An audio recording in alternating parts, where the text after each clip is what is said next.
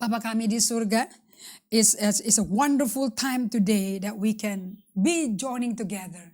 And sebagai pemimpinmu yang hidup tidak tergesa-gesa, tidak terburu-buru, kami mau tahu bagaimana kami hidup dengan pola langkah hidup dari Yesus Tuhan kami. Supaya kami semua bisa berubah menjadi serupa gambar rupa Allah kembali seperti desain originalnya Tuhan. Pimpin kami Roh Kudus, dan ajar kami, singkapkan mata hati kami, so we can see the future yang Tuhan telah nubuatkan bagi kita semua, umat perjanjian baru di akhir zaman ini. Segala pujian, hormat, kemuliaan hanya bagimu. Dalam nama Yesus kami berdoa dan syukur. Amin.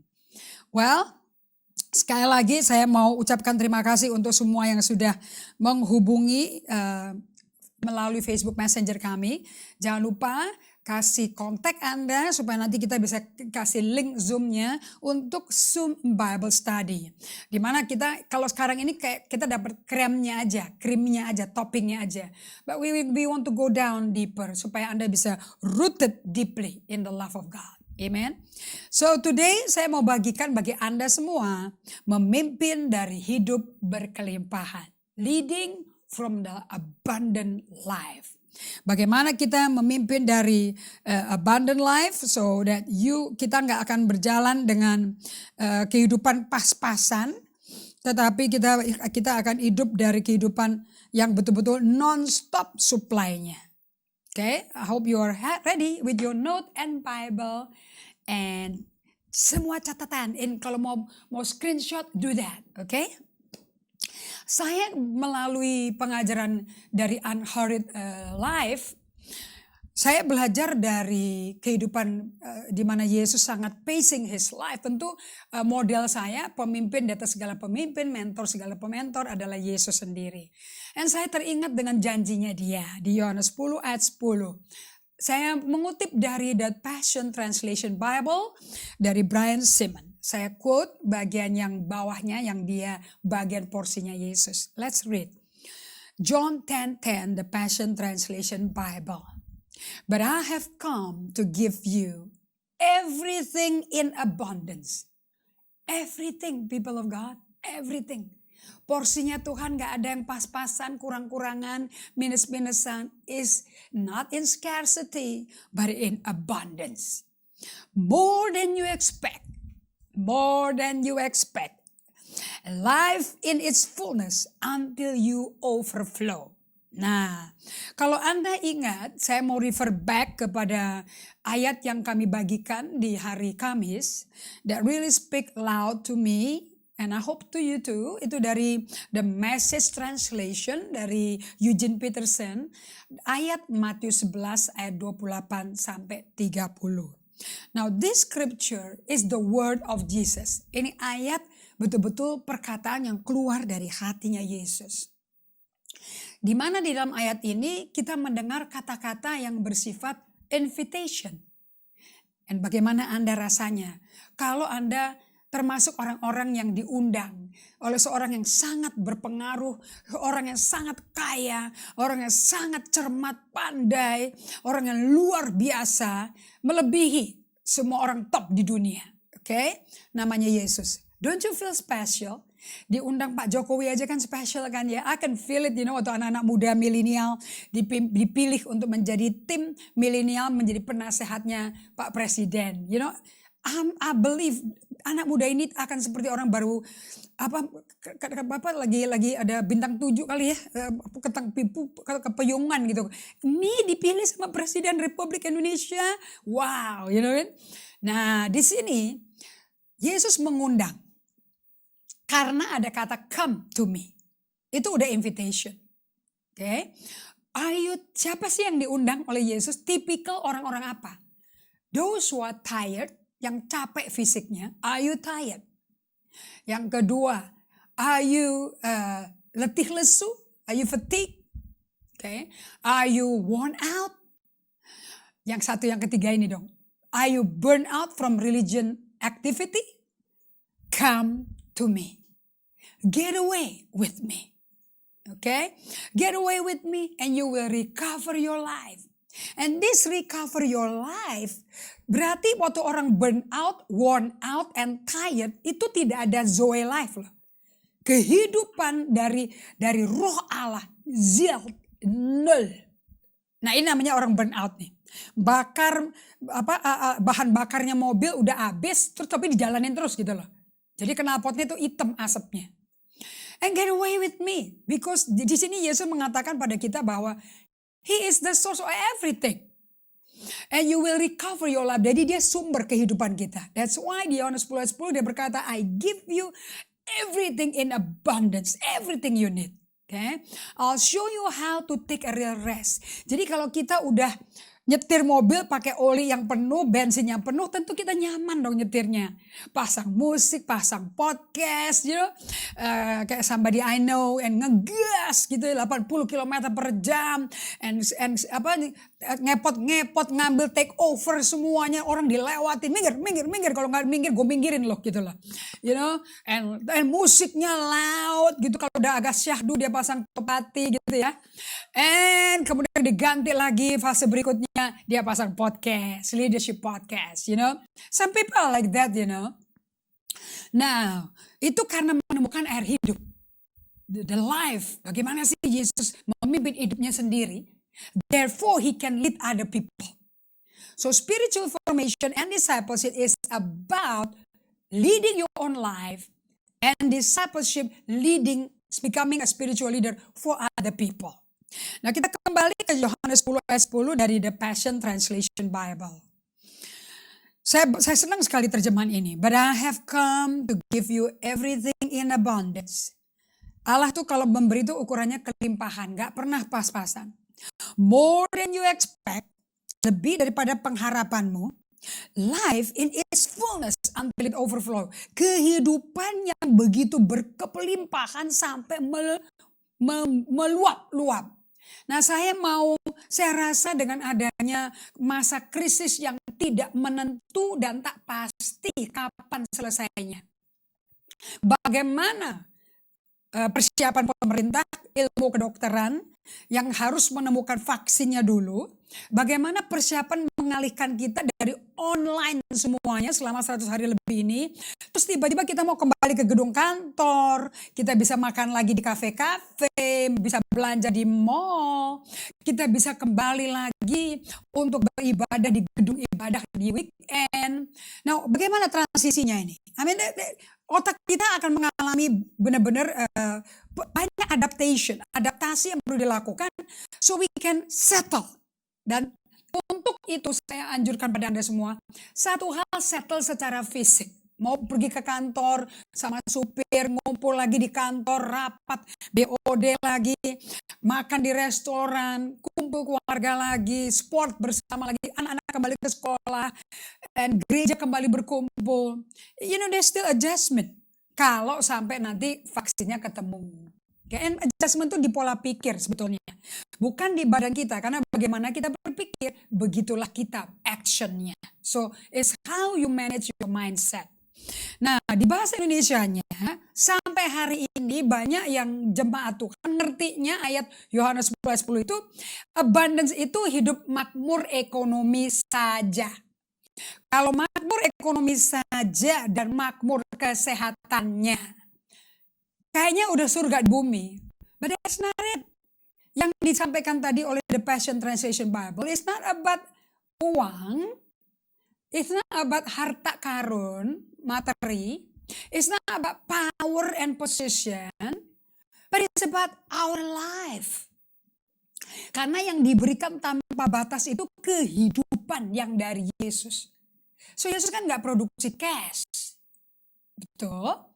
Tapi kalau Anda sakit mau sembuh, Anda butuh tuh kehidupan berkelimpahan yang mengalir dari Yesus sumbernya ke badan Anda. Dan ke roh Anda, masuk ke jiwa Anda, ke badan Anda. You will be having a miracle of healing. Nah, di bahasa Indonesianya dikatakan seperti ini. Pencuri datang hanya untuk mencuri dan membunuh dan membinasakan. Aku datang supaya mereka mempunyai hidup, bukan mempunyai bukan mempunyai mobil baru, rumah baru, kontrak-kontrak baru, gedung kantor baru. But life, what is life?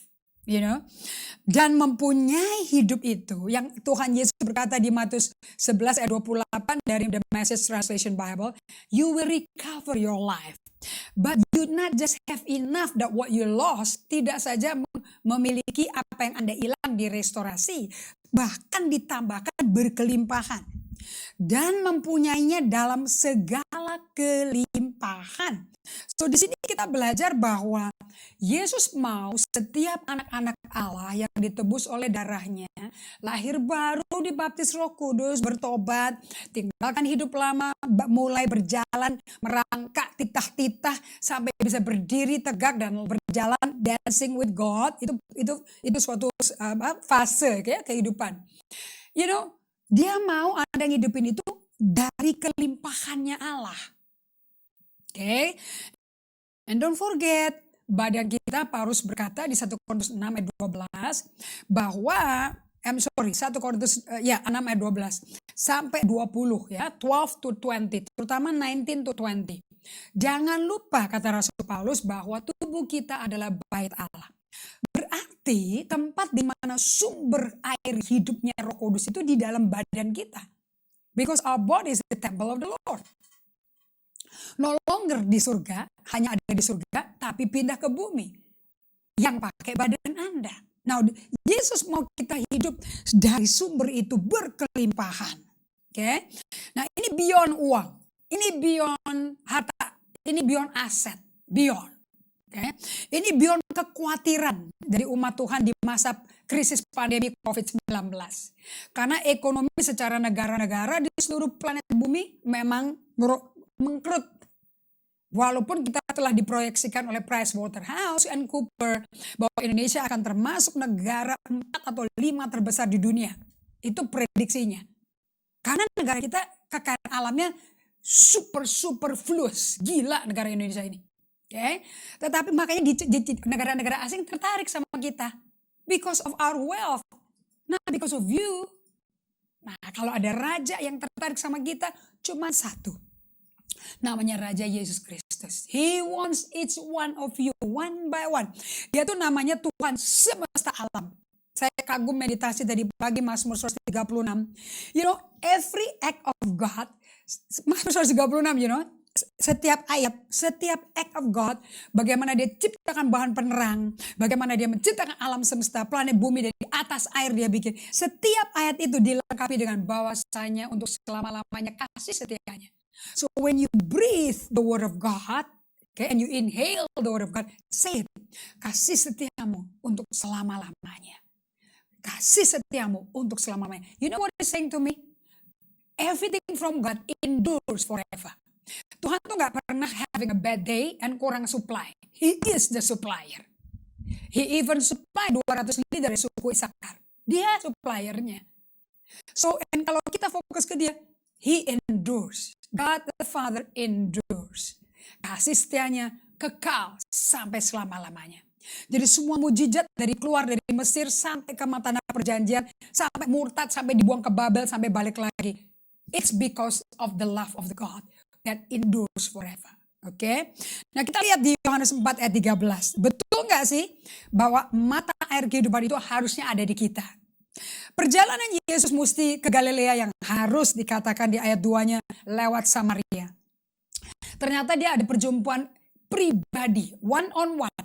You know, satu jiwa di Yesus itu sepenting loh ketemu orang berbondong-bondong. Yesus mau loh ketemu sendirian sama wanita Samaria yang notabene kawin cerai 5 kali, yang ke-6 kumpul kebo gitu ya. For that woman. Kalau ada pendeta yang terkenal, mau gak ketemu sama orang kayak gitu? Do you want to meet that kind of person? Atau maunya ketemunya para pejabat pemerintah, petinggi-petinggi pendeta top, yang selichting? Do you even want to bother? Ngilangin semua jadwal Anda, ikutin jadwal surga, and just meeting with a person di sumur Yakub yang udah tua, yang udah mulai kering, to meet one dirty woman loh. Yesus mau bikin, karena dia pemimpin kita yang tidak terburu-buru. You are so precious sampai satu perempuan kumpul kebo, dia mau ketemu Ella. What a holy God. Dan di situ Yesus ngomong, ada dialog ya sama wanita Samaria ini. Orang Samaria itu musuhnya orang Yahudi. Karena mereka udah nolak Allah Israel. Itu seperti saya belajar dari one of our teacher. Dia bilang katanya kalau ketemu sama orang Samaria itu udah makanya kok reaksi berat sih wanita Samaria itu. Kalau kamu orang Yahudi kok ketemu aku sih? Karena mereka itu seperti aliran ekstrim ISIS gitu loh. Kayak Al-Qaeda. Dan gak ketemu dong sama orang Yahudi. You know? And that's the teaching that I got. So Yesus berkata, beri aku air minum. Terus reaksi kan si wanita Samaria ini, siapa orang Yahudi ngomong orang Samaria? Nah, and then Yesus berkata, kalau kamu tahu siapa aku, niscaya kamu akan minta air dari aku. Terus kamu gak punya ember kok untuk nimba, dari mana? And Yesus berkata, barang siapa minum air ini, ia akan haus lagi. So you see in Yohanes 4 ayat 13, jawab Yesus kepada wanita Samaria itu. Ingat ya, dia 5 kali kawin cerai. Yang ke-6 dia kebo. Barang siapa minum air ini, ia akan haus lagi. Kemudian Yesus berkata di ayat 14-nya, tetapi barang siapa minum air yang akan kuberikan kepadanya, if you drink, kalau minum air yang akan kuberikan kepadanya. Makanya Yesus berkata, I am the living water. Aku adalah air kehidupan. Ia tidak akan haus untuk selama-lamanya. Sebaliknya air yang akan kuberikan kepadanya akan menjadi mata air di dalam dirinya yang terus menerus akan mengalir sampai kekekalan. You know what mata air? Fountain of water. Mata air itu air mancar, bukan air mancur. Kalau air mancur itu dari atas ke bawah, kalau ini dari dalam keluar. Air mancar aku bilangnya. Okay? So Jesus is about to give you, sebetulnya Anda dan saya udah ada semua kalau udah lahir baru. Ya, apalagi udah baptis Roh Kudus, air mancar udah ada. But is the air mancar itu clogged? Itu tersumbat nggak? Is it? Nah, banyak hal yang bisa bikin tersumbat. Bukankah sumurnya Ishak itu sumur peninggalan Abraham dan nenek moyangnya tertutup, yang ditutup itu zamannya Ishak. And dia tadinya Ishak mau pergi ke Gerar, tapi nggak jadi. Dia mau ngikutin dosa bapaknya tuh, dosa bohong. Dia mau lari dari kelaparan, tidak ada hujan. Dia mau lari ke dunia, tapi Tuhan berkata tidak, stay here. Gali kembali sumur-sumur yang sudah tersumbat oleh orang-orang Filistin. Remember that? Kejadian 26. Now, dengan firman ini saya kok diingetin kembali Yeskiel 47. Nubuat yang luar biasa yang Allah berikan kepada Nabi Yeskiel. Ini setelah mereka dibuang ke Babel. Saya kagum sekali loh. Kenapa kok nubuat ini diberikan kepada Nabi Yeskiel? Dan ini Nabi bicara mengenai the future, mengenai masa depan. What's gonna happen to Israel? Sudah murtad, telak-telak ninggalin Allah Israel yang ngeluarin nenek moyangnya dari perbudakan di Mesir, yang melepaskan belenggu mereka, dilupakan total, murtad, sembayang kepada dewa-dewa dan Tuhan-Tuhannya, ya idol-idolnya daripada si Isabel yang nyembah anak bayi sendiri dibunuh jadi korban hidup, gila, you know, and keji lah itu betul-betul kanibalisme, you know. Nyembah dewa Baal, Asitoret, Molok, crazy, oke. Okay? Nah, pada waktu itu saya mau tuntun Anda ke Yeskiel 47 ayat 1. Okay, let's see what's going on. Nubuatannya itu apa? Kemudian ia membawa aku kembali ke pintu bait suci. Jadi pusat yang dibicarakan ini adalah bait suci yang baru. So if you see the konteks dari Yeskiel pasal 40 terus sampai 47 ini bicara mengenai penglihatan tentang zaman baru dimulai dengan adanya bait suci yang baru. Nah, bait suci ini spesial. So Nabi Yeskiel dibawa sama malaikat Tuhan. Dan sungguh ada air keluar dari bawah ambang pintu bait suci itu dan mengalir menuju ke timur. Sebab bait suci yang menghadap ke timur dan air itu mengalir dari bawah bagian samping kanan dari bait suci itu. Sebelah selatan mesbah. Ini orang-orang melankolik pasti suka nih baca ayat kayak gini nih. Makanya kita bersyukur ada orang melankolik, ya profetik gitu loh ya.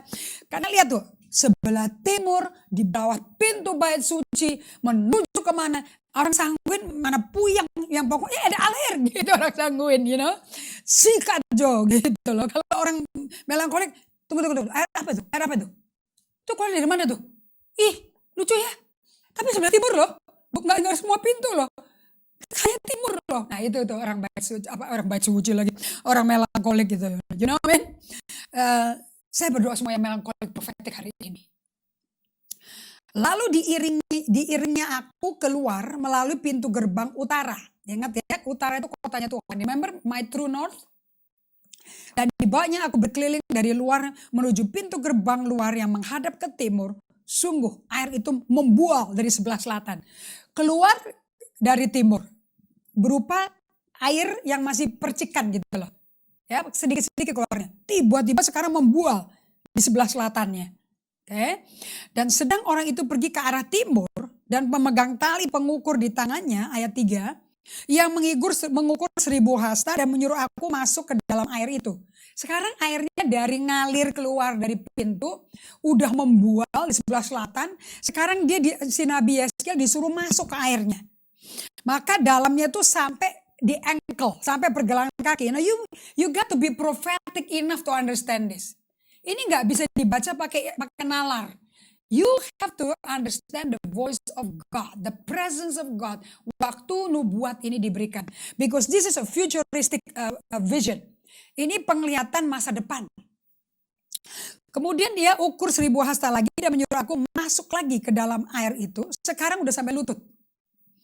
Kemudian dia ngukur 1000 hasta lagi dan nyuruh aku ketiga kalinya masuk ke dalam air, sekarang sampai di pinggang. Oke, mulai dari kecil dari bait Allah ini. Oke, sekali lagi yang mengukur 1000 hasta lagi. Sekarang air itu udah jadi sungai. You know the little water that trickle slowly naik membual, naik ke pergelangan kaki, membual lagi sekarang sampai ke pinggang, membual lagi sekarang jadi sungai. Can you envision that? Anda mesti, kalau mau jadi umat pengikut Yesus, you have to be a visionary. You need to envision while reading the Bible. Karena ini Allah lagi kasih gambaran masa depan. Di mana aku nggak dapat berjalan lagi, sebab air itu udah meninggi sehingga orang mesti berenang. Nggak mau. Okay? Either you kelelep atau you berenang, gitulah. Suatu sungai yang tidak dapat diseberangi lagi. Saya ingat kayak pas Evelyn sharing, who moved my cheese, who moved the cheese. Kalau bahkan di bagian konteks itu mengenai how you change. And itu pelajaran ngajarin that you can die in the cheese. Di depan, di tengah-tengah kumpulan keju. Si tikus bisa mati di tengah keju. Do you die in the presence of the Lord? Kayak Anania Safira. No, you don't want to die. You want to swim into the presence of God. Drink it and let it flow out of you to bless nation. Lihat, di ayat 6. Lalu dia berkata kepadaku, sudahkah engkau lihat, hai anak manusia? Ini nomor 1. Ini melankolis ini memang jagonya di sini nih. Have you seen it? The key is, what are you seeing? Kayak Yesaya 43 ayat 18-19, Allah berkata kepada orang Israel. Karena di ayat 1-2-nya berkata, Bani Yakub, kamu tuh biji mataku, kau tuh ciptaanku, kau anakku. Oke, masa aku belum lihat sih? Aku udah melakukan yang baru tuh. Haven't you seen it? Sekarang kepada Nabi Yeskiel, ditrain juga penglihatan dia. Makanya Paulus berkata di dalam doanya dia di Efesus 1 ayat 17, I pray that the eyes of your understanding be open. Biar mata hatimu dibuka loh. Sekarang Allah berkata kepada Nabi Yeskiel, sudahkah engkau lihat, hai manusia? Are you seeing what I'm seeing?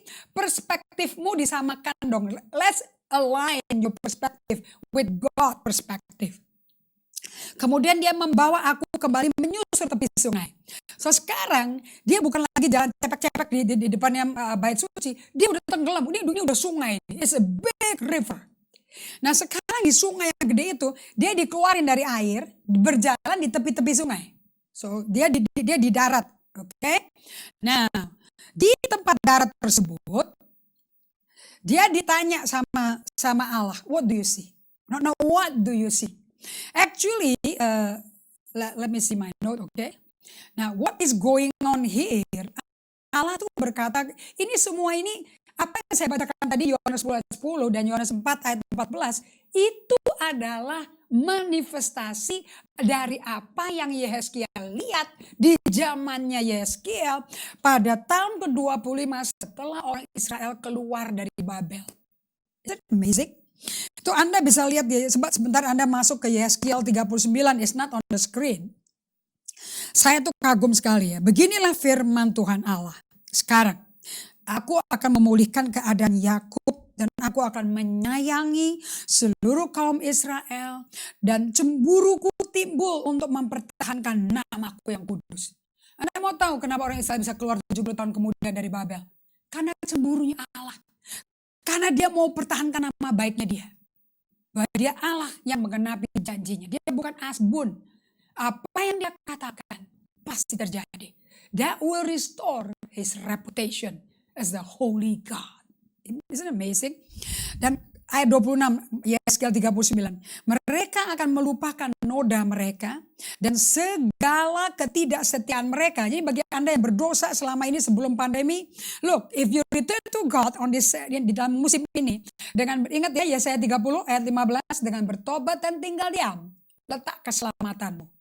Dengan tinggal tenang dan berhenti, letak kekuatanmu. So salvation and strength dalam definisi perspektif Allah beda loh sama yang kita alami di gereja-gereja. Pada waktu engkau bertobat dan tinggal tenang, don't do anything after that. Jangan jadi sibuk-sibuk pelayanan percuma. Restore yourself with God dulu. Ke akar. What is ministry sebetulnya? Mereka akan melupakan noda mereka yang bertobat dan segala ketidaksetiaan mereka yang dilakukannya terhadap aku. Kalau mereka udah diam kembali di tanah mereka dengan aman tentram, dengan tidak dikejutkan oleh apapun, dan kalau aku udah membawa mereka kembali dari tengah bangsa-bangsa dan kumpulkan mereka dari tanah musuh-musuh mereka Persia dan Babel, dan pada saat aku menunjukkan kekudusanku, my holiness, I will reveal back to them. Di hadapan bangsa yang banyak, I will declare my holiness. Dan mereka sendiri, bangsaku akan mengetahui, I am the Lord Jehovah. Allah mereka yang membawa mereka ke dalam pembuangan di tengah bangsa-bangsa dan kumpulkan mereka kembali ke tanahnya. Dan aku tidak akan membiarkan seorang pun daripadanya tinggal di sana. Aku gak akan sembunyikan wajahku lagi terhadap mereka. Kalau aku mencurahkan rohku ke atas kaum Israel, demikianlah firman Tuhan Allah. What does it mean to you? Aku gak akan sembunyikan wajahku lagi. What does it mean to you? That means you are to serve Him. He is available 24 jam, 7 hari, 7 malam, 365 hari per tahun. That means you are to serve, ibadah ke Dia langsung. Jangan fokus ke kerjaannya Tuhan. Nah di Yehezkiel 40, Anda bisa baca sendiri ayat 1 dan 2-nya. I want you to read di ayat 45 dan 46, sedikit saya agak lompat sebentar di sini ya. Itu tadi yang dikatakan air yang mengalir keluar dari bait Allah sampai jadi sungai, sampai semuanya mesti berenang. You know what is talking about? Itu bicara mengenai bagaimana Tuhan mau bangsa ini keluar dari Babel dan Persia. Nanti hidupnya beda. You will live from the living water yang keluar dari bait Allah. Oke, seperti penglihatan yang Yehezkiel lihat. Oke, di mana di bait Allah itu sebetulnya adalah tempat di mana Allah hadir. Dan bentuk kehadirannya dia itu adanya air hidup. Kenapa kok saya ngomong air hidup? Sebab air ini nanti ngalir kan. Ngalirnya kemana tuh? Dari kecil sampai jadi sungai. Dia ngalir sampai ke padang belantara, padang gurun, bahkan sampai ke laut mati. Itu nanti bacanya di Yehezkiel 47 ayat 7 sampai 12. Go to the Dead Sea. Oke, sampai bait Allah itu sendiri yang menjadi tempat hadirat Allah, nanti orang-orang akan sadar bahwa bait Allah itu adalah pusat sumber segala dari penglihatan itu. Actually, Nabi Yehezkiel itu mendapat penglihatan itu from the temple. Nah, sungai air hidup yang mengalir dan semakin melebar terus, semakin melebar, ever expanding river.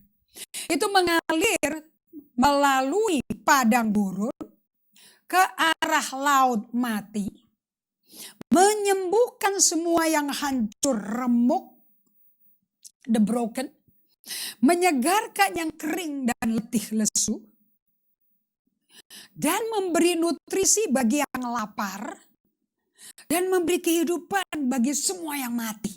Isn't it amazing? Anda nanti baca ya, Yesaya 47 ayat 7 sampai 12. I don't want to have too many scripture, okay?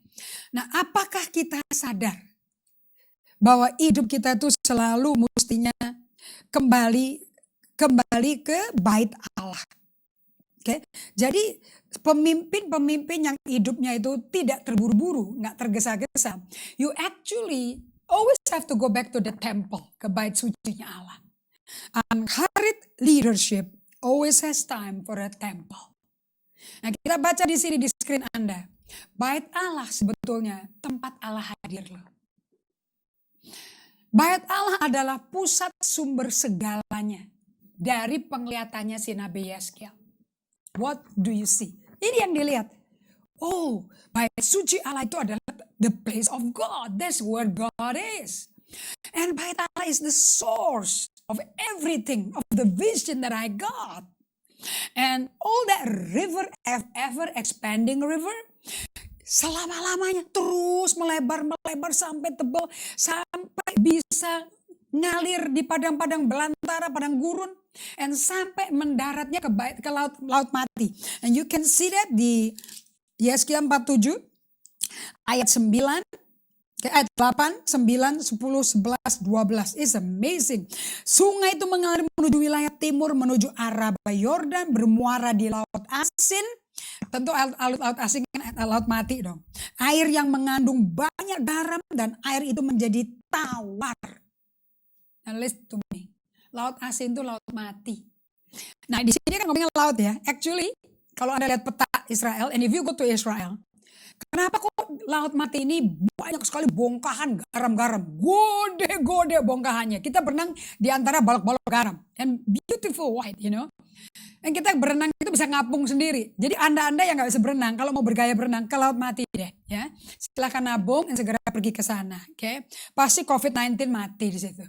Suruh minum aja air laut mati. Dead, itu kata mati itu really dead, man. Benar-benar hidup, mati nggak ada kehidupan. Waktu saya pergi ke sana dengan timnya Pastor Benny Hinn, salah satu pengikutnya itu tanpa sengaja, karena splashing atau apa gimana dia kecemplung ke minum. 6 jam sesudah itu jam ke-7 mati. So waktu kita kunjungan tur ke Israel, ya ada satu yang almarhum. Because of the drinking. Karena racun isinya toksik. Kenapa kok bisa racun? Karena dia tuh menerima air yang mengalir dari Danau Galilea, keluar ke Sungai Yordan, masuk ke Laut Mati, tapi tidak keluar lagi airnya. Jadi air kotor sama air bersih nyampur. Disitulah toksin terjadi. Kalau Danau Galilea menjadi sumber kayak bendungan jatiluhurnya Indonesia. Karena dia terima air bersih, diolah, dipakai, keluar air kotornya. Nah kotornya itu masuk ke Laut Mati. Oke. Ingat saya pernah khotbah. Kalau Anda yang sudah pernah dengar khotbah saya 11 tahun yang lalu yang dengar pakai semangat 45. Anda itu mau jadi Danau Galilea hatinya atau Danau Laut Mati ya? Itu danau. Laut Mati itu danau. Cuman gede banget gitu loh.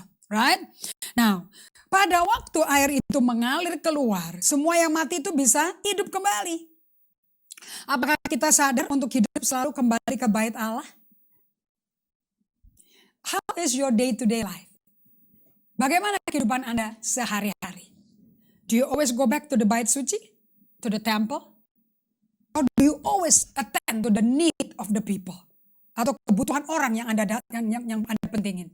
Terus di bait suci itu ada siapa? Apa yang siapa yang bisa melayani di bait suci? Di Yesaya 40 ayat 45 dikatakan bahwa ia berkata kepadaku, bilik ini yang mukanya menghadap ke selatan adalah bagi imam-imam yang bertugas di bait suci.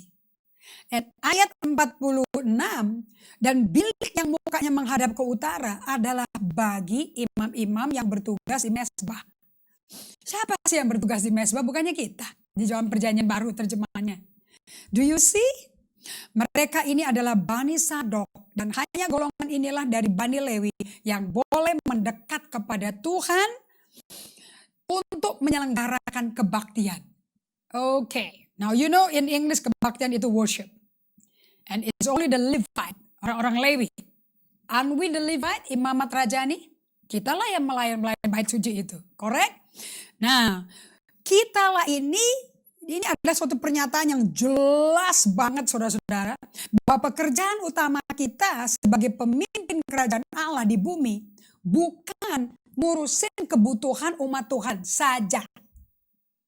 Tetapi untuk mendekat kepada Allah. So, saya langsung di sini kita lihat bagaimana umat bangsa Lewi itu yang boleh mendekat kepada Allah. Mendekat ke siapa saudara-saudara? To God. So who is our work? So what is our work? Apa sih kerjaan kita sebetulnya? Mendekat kepada Tuhan. Melayani Tuhan. Worship God. Nah, saya diingatkan ke Yakobus 4 ayat 8. Di mana Allah berkata melalui Rasul Yakobus, mendekatlah kepada Allah dan ia akan mendekat kepadamu. Tahirkanlah tanganmu. Hai kamu orang-orang yang berdosa. Siapa sih orang berdosa? Mungkin Anda nggak narkoba, mungkin Anda nggak ngedrak, mungkin Anda nggak berjinang, nggak gugurin bayi, mungkin Anda nggak main prostitusi. But look, apa itu orang berdosa ini? Okay? Hai kamu yang mendua hati. Dalam krisis pandemi ini, apakah sumber ekonomimu your God or Jesus in the temple? In your temple, Yesus bertahta. Is your worship. Oke, mendekatlah. Kita itu mendekat pada Tuhan untuk melayani siapa? Pribadi Dia. Dan kita menghidupi kehidupan apa? Our work is only to serve God. Oke, dan jadi kalau gitu kehidupan kita bagaimana dong? Kehidupan kita adalah menghidupi kehidupan untuk bersekutu intim bersama Tuhan. That is our totality of our life, the esensi hidup kita. Dan untuk apa kita hidup dari persekutuan intim tiap hari 24 jam dengan Tuhan? Supaya kita bisa melayani umatnya. Gimana kita melayani umat Tuhan? Dari kelimpahan hadirat Tuhan. Akibat persekutuan intim bersamanya. So, you know guys, this is our life, day to day life. Oke, saya punya keponakan, istrinya tuh aktif sekali di sosmed. Saya tuh geli deh. Ngomongnya dia tuh orang soe gitu, nentete. Tapi kalau ngomong bahasa Inggris gitu, ternyata diterjemahkannya kalau guys itu G-U-Y, S. Ini guys, G-A-E-S. Otak saya tuh keriting gitu loh. Saya study di Australia dan Amerika. What is guys gitu loh. Enak aja mensikat terjemahnya bahasa Inggris di Indonesia kan. Itu kurang vision. So kita mendekat pada Tuhan untuk melayani pribadinya. Ingat my guys. Michael, Ruth Evan, listen to me. Your number one work is not for the people of God. Not for the needy. But first for God. Nah, J. Oswald Sanders, top Bible teacher. Kalau Anda mau jadi leader yang betul-betul memimpin umat Tuhan menjadi serupa Kristus, nggak mungkin J. Oswald Sanders keluar dari library Anda. You have to have this book. Spiritual discipleship, spiritual maturity, and spiritual leadership. Okay? John Oswald Sanders, penulis buku Spiritual Leadership, ditanya sama seorang anak muda yang baru pelayanan di gereja, dia yang nganterin, dia jemput antar ke hotel dan ke airport. Dan dia berkata dia tanya kayak gini, udah kepingin banget gitu. One thing I like to know, sir, what is the secret of your spiritual leadership? Apa rahasia dari kepemimpinan rohanimu? And Dr. Sanders without living a bit, tidak kehilangan satu detak napas sama sekali. Dia langsung dengan calm, graciously dia menjawab, God. Dr. Sanders menjawab dengan satu kata, Allah. That is my spiritual leadership. God. The secret of my spiritual leadership is God. Dan pertanyaan saya, mendengar ini dari pengulasan, dan dia nggak banyak ngomong. But you know the guy who answer, yang nyetirin mobil dia kan, I felt the presence of God when He speak. It's God. Just God. Langsung saya baca ini, saya berkata, Tuhan kapan ya aku ini bisa belajar di mana aku bisa jawab bahwa Allah itu adalah segala sumber kehidupan Indri Gautama. Dan Allah adalah sumber dari kepemimpinan yang efektif dari Indri Gautama. When can I arrive at this place? You know, and jawabannya saya baru nemu. Oh, Yesus yang ngajarin ini. Where did Dr. Sanders got it from? He got it from Jesus. Di Matius 6 ayat 33, Anda pernah dengar ayat favorit ini dong. Tetapi carilah dahulu kerajaan Allah dan kebenarannya. Seek first the kingdom of God and all its righteousness. Maka semuanya itu akan ditambahkan kepadamu. Saya pernah ngajar ini, bagaimana saya baca Matius 6 ayat 25-34. Aku baca ini di 34 kembali ke 25. To understand the essence. Nah, untuk bahasa Indonesia aku bisa terjemahnya banyak deh. Karena maka semuanya itu apa? So generic gitu loh. Tapi di the Passion Translation Bible is so good, you know. It says, so above all, di atas segalanya yang paling penting di hidupmu ini. Kalau ada yang penting dari paling penting, ada yang terpenting. Constantly, secara konstan. So it is a power of habit nih. Chase after the realm of God's kingdom and the righteousness that proceeds from Him. Oh, I like this. Above all, above the importance of the importance, above all the priority of your life, this is the priority. Constantly create a power of habit after the realm of God's kingdom. Tiap hari nomor satu kerjaanmu, cari alam roh kerajaan Allah dan kebenaran yang keluarnya dari Allah sendiri. So you need to work for God, number one. Before you prepare the sermon, before you pray for other people, come to God first. Work for Him first. Dan lihat nih, baca nih. Dan all this less important thing, dan semua yang kurang penting, memang penting tapi kurang penting dibandingin yang utama ini, will be given to you abundantly. Takarannya juga abundant kok, itu ya rumah, baju, makanan, minuman, etc. Nah, bukankah ini yang dimaksud Yesus? Bagaimana cara, gaya hidup dan kepemimpinan Tuhan Yesus yang kita mesti ikuti? Sehingga kita bisa ditransformasi internal hidup kita, jiwa kita. Definitely kita akan menjadi serupa dengan Tuhan Yesus. This is the goal, isn't it? Kitab Galatia 2 ayat 19-20. Aku mengerang sakit bersalin supaya Kristus kembali nyata dalam hidupmu. Oke? Nah, saya mau tanya pada Anda semuanya. You know, sebagai pemimpin rohani, umat Tuhan. Number one, my work is to work for God. Not to do the work for God, but to work to God. Aku mesti datang ke Tuhan. Anda pernah tahu kan kata Immanuel? Nah, saya waktu itu khotbahnya pakai Yesaya 7 ayat 14 tuh, waktu Natal. I'm really interested about the meaning of Immanuel. Sekarang baru relevan. Sebab itu Tuhan sendirilah yang akan memberikan kepadamu suatu pertanda. A sign is given to you, Bani Yakub. Sesungguhnya, verily, seorang perempuan muda mengandung dan akan melahirkan seorang anak laki-laki. Dan ia akan menamakan dia Immanuel.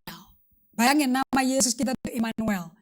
And di Matius 1 ayat 23, okay, on the birth of Jesus, nama itu sudah diberikan kepada Maria. Now look at this. Sesungguhnya anak darah itu akan mengandung dan melahirkan seorang anak laki-laki. Dan mereka akan menamakan dia Immanuel. Yang berarti now in the New Testament dikasih meaningnya. God with us. Allah menyertai kita. Kenapa kok kita harus bekerja untuk Tuhan dengan datang ke Tuhan? Bukan melakukan pekerjaan buat Tuhan. Melakukan pekerjaan buat Tuhan itu doain orang. Khotbah kayak begini. Bible study kayak gini. I'm doing a work for God on your behalf. But before this, I have my time alone where I serve Him. I worship Him. Now that is the true worship tuh. Okay? Nah, di sini kita belajar bahwa kita tuh sering lupa saudara-saudara akan realita. Is this a reality? that God is with us? Yes, Allah tuh ada di bumi beserta kita. Zamannya Yesus di bumi, adanya di dalam Yesus. He is God dalam bentuk inkarnasi manusia. Now, kita sering lupa the reality that God is with us in Jesus. Okay? Kalau saya suka guyonan, kita suka forgetan, you know. Are you forgetan? Iya kan? Kadang-kadang kita suka lupa loh memperlakukan orang kayak nggak ada Allah di sini. Jangan forgetan, you know. Kayak nanti kesetanan soalnya. We need to remember, Immanuel artinya God with us. Apakah di zaman pandemi ini, krisis yang tak menentu, jemaat yang mengeluh kapan balik ke gedung ibadah, kapan balik, kan PSBB udah diangkat, tapi PSBL masih ada loh.